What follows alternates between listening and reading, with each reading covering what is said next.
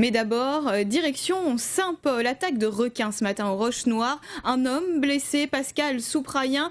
Vous êtes sur place, pouvez-vous nous en dire plus ?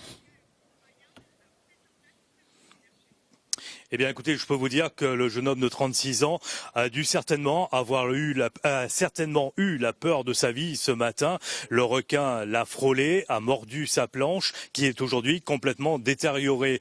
Le jeune homme, lui, s'en sort avec quelques égratignures.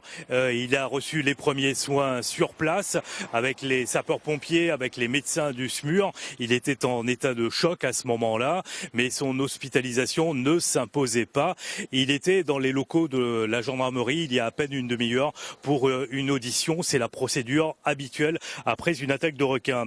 Il faut savoir que la baignade était interdite ce matin sur les Roches-Noires lorsque l'attaque s'est produite. La société chargée de l'entretien des filets était en train d'inspecter le dispositif et l'inspection n'était pas terminée. Donc à ce moment-là, baignade et autres activités nautiques étaient interdites. Selon les premiers éléments de l'enquête, donc l'attaque s'est produite à l'intérieur des filets, mais les gendarmes poursuivent à l'heure actuelle leurs investigations. On devrait en savoir davantage sur cette attaque de requins survenue ce matin sur les Roches-Noires dans les prochaines heures. Merci beaucoup Pascal pour votre intervention et on apprend que le préfet devrait déclencher le dispositif post-attaque cet après-midi. Nous y reviendrons un petit peu plus loin dans ce journal. Retour chez nous avec cette nouvelle attaque de requins. Elle s'est déroulée ce matin aux Roches-Noires. On vous en parlait dès le début de ce journal. Pascal Souprayen nous l'a dit, une attaque sans gravité. Un homme de 36 ans s'en est sorti indemne. Le squale a mordu sa planche. On écoute à ce propos Éric Châteauminois, directeur opérationnel du CRA.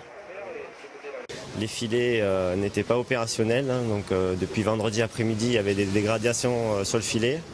Et donc la zone était en drapeau rouge et d'ailleurs le drapeau venait d'être hissé juste avant l'attaque. Heureusement le surfeur, il n'y a pas trop de gravité, il s'en sort avec quelques éraflures sur la hanche. Et puis sa planche a été mordue apparemment par le requin. Il y avait du monde à l'eau ou il était tout seul ? Apparemment, il y avait une dizaine de personnes dans l'eau.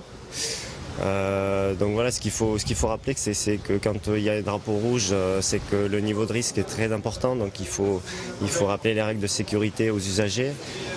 Lorsque les zones ex sont fermées, c'est qu'il y a un risque très important et donc il faut absolument ne pas rentrer dans l'eau, quoi.